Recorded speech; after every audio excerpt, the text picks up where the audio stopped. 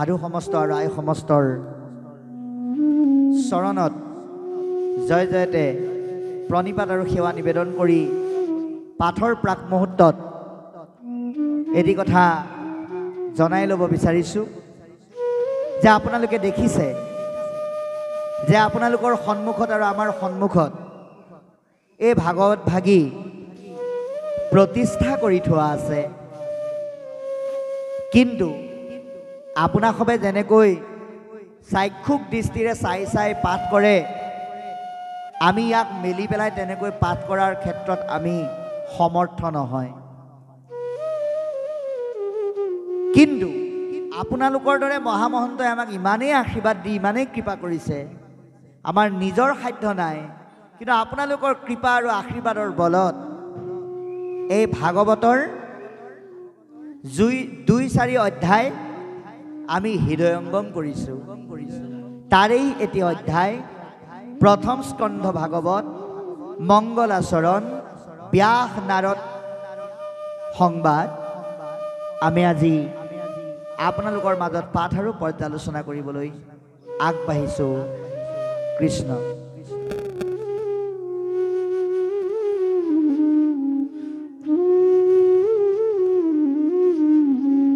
এৰা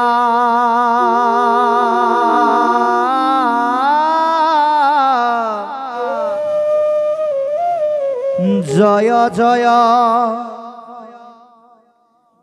কৃষ্ণ কৃপা ময়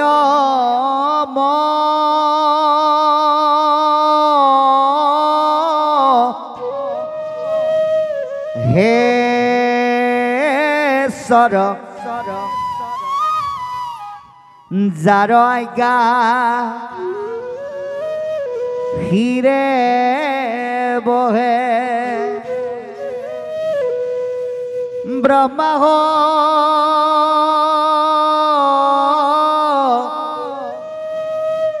ৰি হৰ এৰা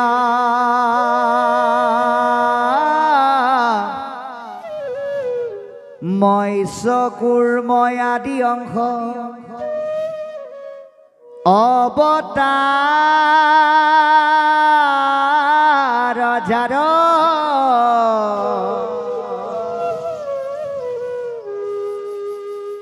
ঈশ্বৰ কৃষ্ণক কোটি কোটি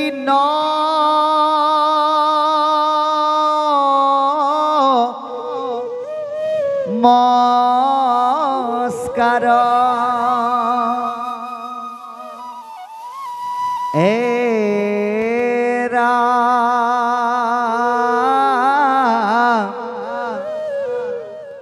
নমো নমো মধু মোৰ ৰিপু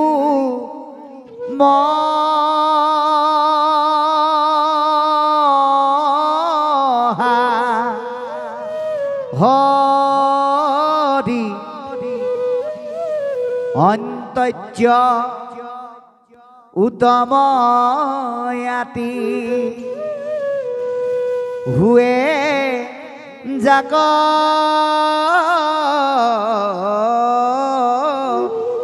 স্মৰি ও সমস্ত জগত উদ্ধাৰক যাৰ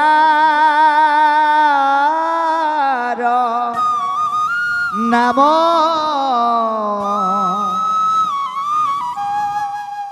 ঈশ্বৰ হেনয় কৃষ্ণক কৰো সহস্ৰ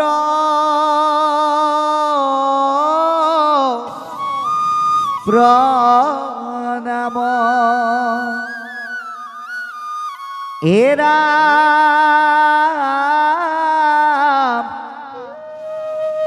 প্ৰভু ভগবন্ত ভকতৰ নবনিধি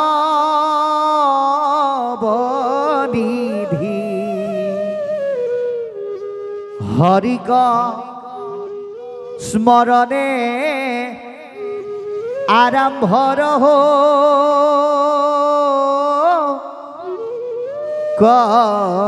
সিদ্ধি। জয় গুৰু শংকৰ। পৰম ভক্তিভাজন ইতিহাস প্ৰসিদ্ধ সংস্কৃতিৰ ৰসৰে গৰিমামণ্ডিত শিৱসাগৰ জিলাৰ এই ONGC কলনী নামঘৰ প্ৰাংগণত বৰ্তমান উপস্থিত তথা উপবিষ্ট শ্ৰী শ্ৰী ৰত্নাকৰ সত্ৰৰ প্ৰভু ঈশ্বৰ সত্ৰাধিকাৰ প্ৰভুজনাৰ প্ৰমুখ্যে সন্মানীয় অগ্ৰজ গুৰুতুল্য বৈকুণ্ঠৰ পাৰিষদ স্বৰূপ নৰৰূপী নাৰায়ণ সদৃশ ভকত প্ৰাণ বাপ বান্ধৱ সমস্ত এই অনুষ্ঠানত উপস্থিত ব্ৰজধামৰ গোপী সদৃশ মাতৃস্বৰূপা আই সমস্ত আৰু দেশৰ অগ্ৰণী সেনানী স্বৰূপ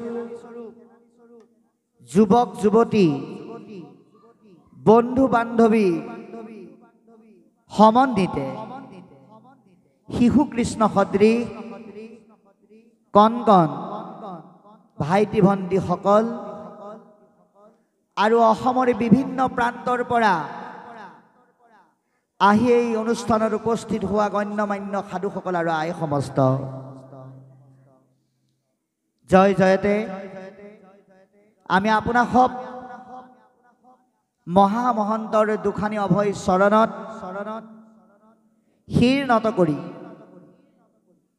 সত্ৰাধিকাৰ প্ৰভু ঈশ্বৰকে প্ৰমুখ কৰি সমস্তৰে চৰণত ভক্তি ভৰা শ্ৰদ্ধা আৰু সেৱা নিবেদন কৰিছোঁ যিজনা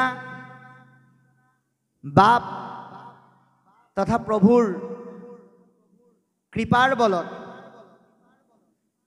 তথা তেৰাৰ পৰিয়ালবৰ্গৰ তৎপৰতাৰ যোগেদি আজি এই মহাপাল নামৰ এই পৰিৱেশত উপস্থিত থাকি নামৰ অন্তত হ'ব লগা এই ভাগৱত ৰসৰ আদান প্ৰদান অনুষ্ঠানত আমি অকণমান সেৱা ধৰি আপোনালোকৰ দৰে মহামহন্তৰ পৰা দুটামান কৃষ্ণ কথা শিকাৰ সুযোগ যিজনা বাপৰ কৃপাত পালোঁ পৰম সন্মানীয় হেমন্ত হাজৰিকা বাপজনা প্ৰমুখ্যে তেৰাৰ পৰিয়ালবৰ্গক আমি হৃদয়ৰ অন্তঃ কোণৰ পৰা শ্ৰদ্ধা ভৰা সেৱা নিবেদন কৰিছোঁ। কাৰণ যোৱা শংকৰ উৎসৱত আমি ডিগবৈ অভিমুখে কৰা ভক্তিমুখী যাত্ৰাত তেখেতৰ ঘৰত এৰাতিৰ কাৰণে অতিথি হৈছিলেই। প্ৰসংগক্ৰমে আজি এই অনুষ্ঠানটিৰ কথা তেখেতে আমাক ক'লে আৰু আমাক সেই কথা কোৱাই নহয়, আমাক তেখেতে ক'লে যে বহু গুণী জ্ঞানী সন্ত সাধু মহন্তৰ আগমন ঘটিব, বিভিন্ন সত্ৰৰ পৰা সৎ কথাৰ ৰস হৃদয়ত লৈ সেইদিনা আমাৰ গৃহলৈ বা আমাৰ এই পবিত্ৰ নামঘৰস্থলীলৈ মহাভকতৰ প্ৰাদুৰ্ভাৱ ঘটিব। আমি তেতিয়া বাপক কৈছিলোঁ, বাপ আমি একো নাজানো, অকণমান কৃষ্ণ কথা শিকিবলৈ আমিও সেৱা এটা ধৰিব পাৰিম নেকি?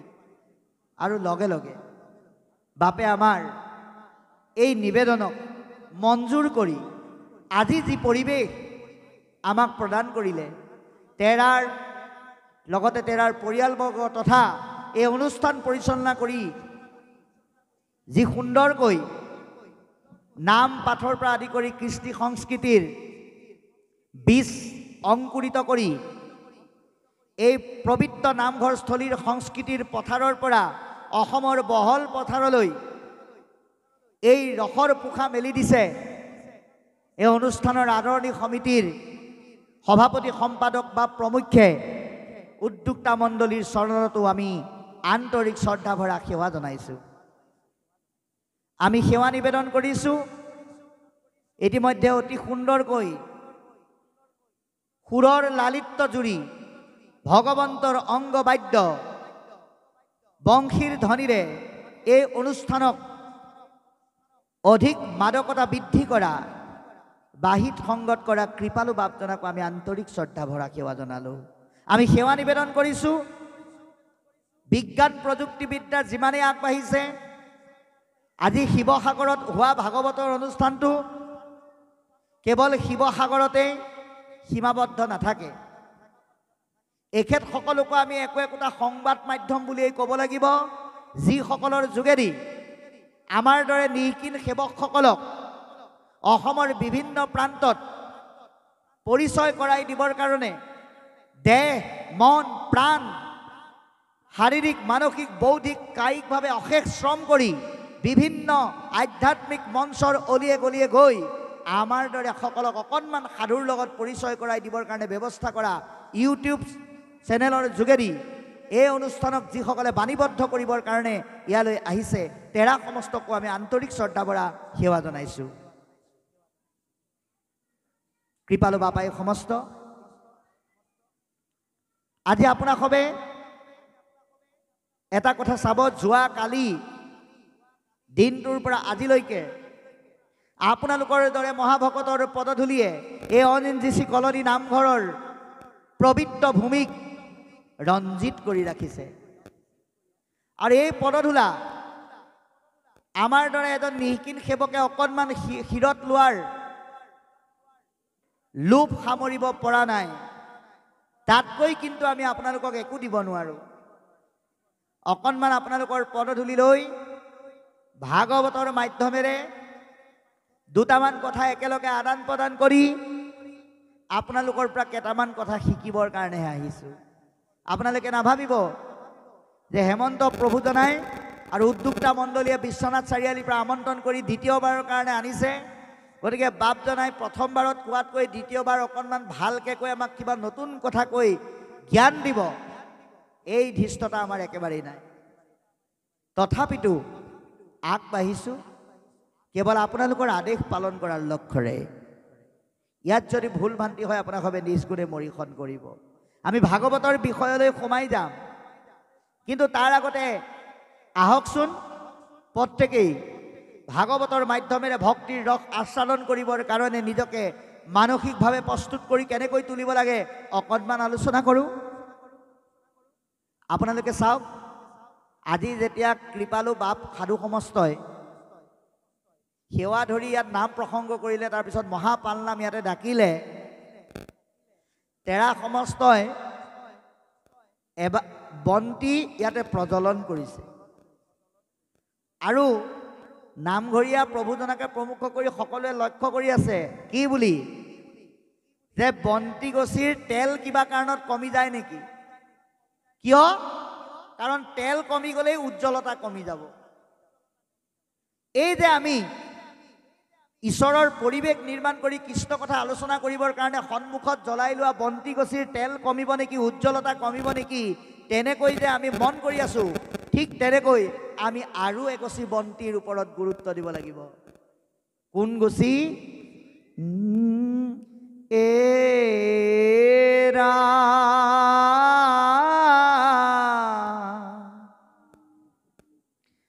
শংকৰ স্বৰূপে হৰি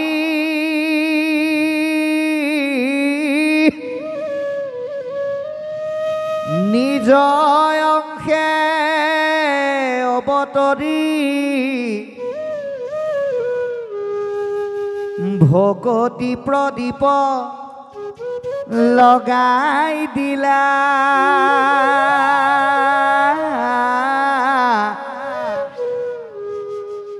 বাধৱ স্বৰূপে আহি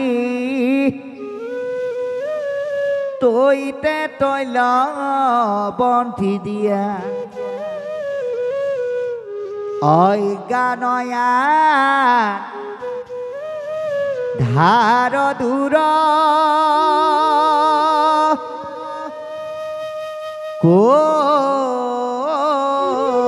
কৈলা। কৃপালু শ্ৰীমন্ত শংকৰদেৱ মহাপুৰুষ গুৰুজনাই ৰাম নামৰ ৰসেৰে নিৰ্মিত তেলৰে এগছি বন্তি আপোনাৰ আমাৰ মাজত হৃদয়ত জ্বলাই থৈ গৈছে। সেই গছি হৈছে ভক্তিৰ বন্তি।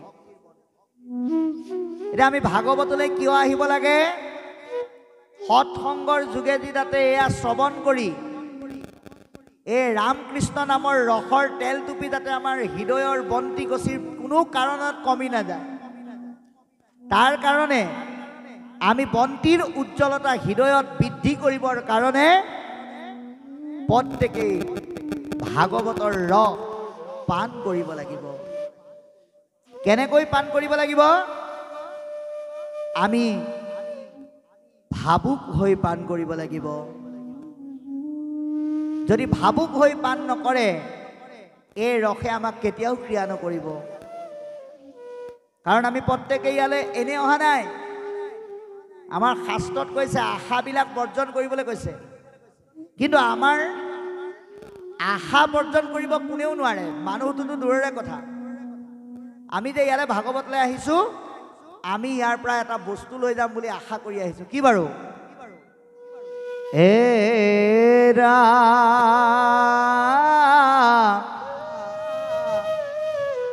তোমাৰ নামৰ মহিমা শুনিয়াই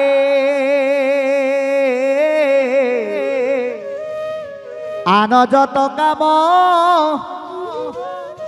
গৃহতে তেজিয়া থৈলো। যে আজি আপোনালোক যে ইয়ালৈ নিমন্ত্ৰণত আহিল, ঘৰৰ যিমানবিলাক বাকী কৰ্ম আছিলে, কথা বতৰা আছিলে, চব ঘৰতে এৰি থৈ আহিলে। এইটো হ'ল আপোনালোকৰ ত্যাগ। এই ত্যাগৰ যোগেদি আপোনালোকে কি আশা কৰি আহিছে? আমি কি আশা কৰি আহিছোঁ? এই যে ইমানখিনি ত্যাগ কৰিলোঁ, তাৰ বিনিময়ততো আমাক কিবা এটা লাগিব। আপুনি নাভাবিব, কোনোবাই ক'ব পাৰে যে আমাৰ কোনো আশা নাই। মিছা কথা। বিনিময় নহ'লে মানুহে এক তিলো লৰচৰ নকৰে। গতিকে আমি এটা ইয়ালৈ আশা লৈ আহিছোঁ। আশাটো কি বাৰু? তজু পদ সেৱা ৰস আশায় তোমাৰ একান্ত ভিতৰ কিংকৰ ভৈলো। ভকত ভগৱন্তৰ ভিত্ৰ হ'বলৈ আহিছোঁ।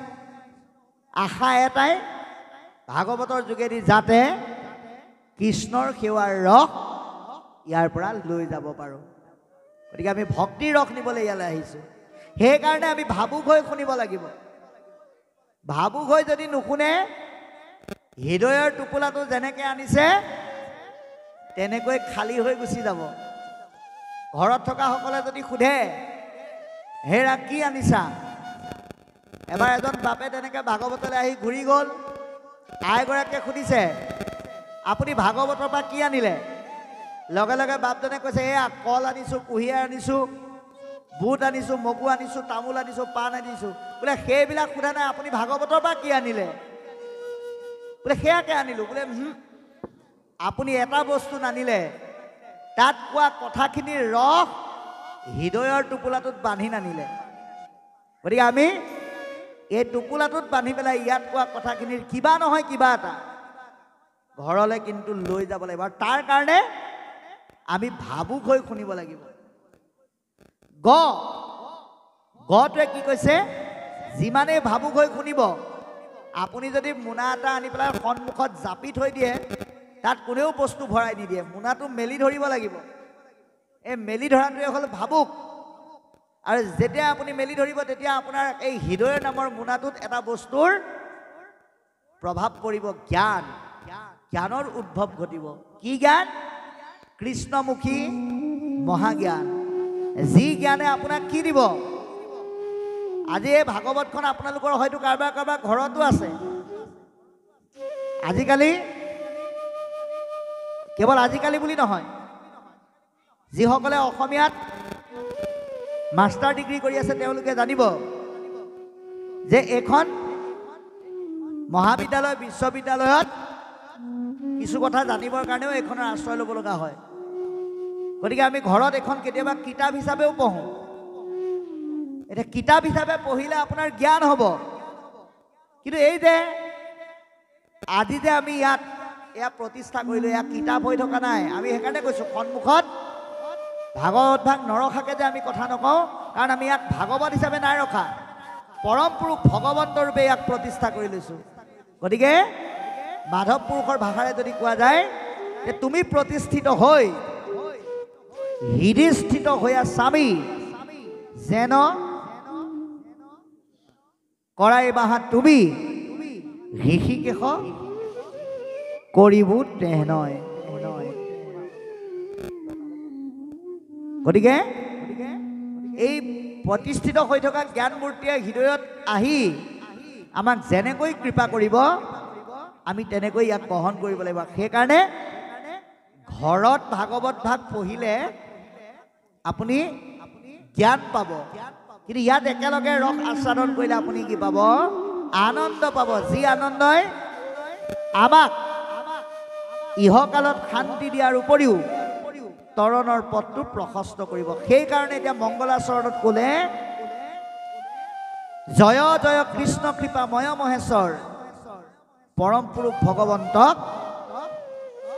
কৃপাময় বুলি কৈছে তিনিখন সাগৰ তেওঁ আমাক সহায় কৰিবৰ কাৰণে ৰাখিছে ভকতক কৃপাৰ সাগৰ দয়াৰ সাগৰ আৰু কৰোণা সাগৰ এই কৃপাৰ সাগৰৰ অধিকাৰী হোৱাৰ কাৰণে তেওঁ কৃপাময় বুলি কৈছে আৰু তেওঁ মহানতাৰ যোগেদি আনক মহিয়ান হোৱাত সহায় কৰে এয়া ঈশ্বৰৰ বাহিৰে অইনে কৰিব নোৱাৰে তেওঁ কিমান মহানতাৰ গৰাকী চাওকচোন এতিয়া আপোনালোকে যদি নিজে নিজক প্ৰশ্ন কৰে কোনোবাই যদি আপোনালোকক সোধে যে বাপ ভাগৱতলৈ কাৰ লগত আহিলে কোনোবাই ক'ব ল'ৰাটোৱে থৈ গ'লি কোনোবাই ক'ব ভাইটোৱে থৈ গ'লি কোনোবাই ক'ব বোৱাৰীজনীয়ে থৈ গ'লি নানানজনে নানা কথা ক'ব কিন্তু ভাগৱতে কৈছে মিছা কথা আপোনাৰ যদি মন নাথাকে আৰু ঈশ্বৰে যদি কৃপা নকৰে ল'ৰা বোৱাৰী ছোৱালী কোনেও আপোনাক থৈ যাব নোৱাৰে তে ইয়ালৈ আপোনাক কোনে আনিলে ঈশ্বৰে আনিলে আৰু আপোনাৰ কৰ্মফলে আনিলে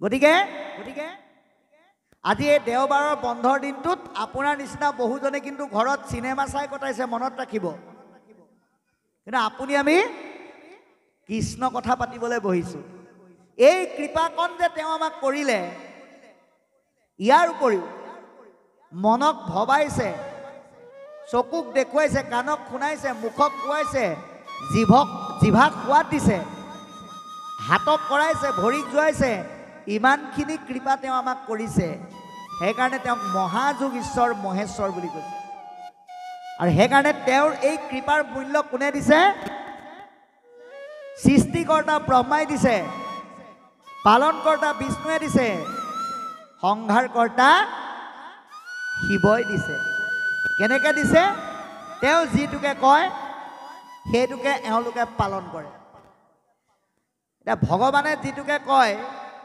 দেৱতাসকলে তাকে পালন কৰে এতিয়া আপুনি আমি পালন কৰিছোঁ নে নাই আমি পালন কৰিবলৈ যাওঁতে যিহেতুকে আমি কলিযুগৰ মানুহ আমাৰ মনত বহুত প্ৰশ্ন আহে কি বুলি বোলে ভগৱানে কোৱা কথাখিনি পালন কৰিবলৈ হ'লে আমিতো ভগৱানক ক'তো দেখাই নাই কলিযুগত শংখ চক্ৰ গদা পদ্ম লৈ ভগৱানে আপোনাক ক'তো দেখা নিদিয়ে তেওঁ ক'ত থাকে এৰা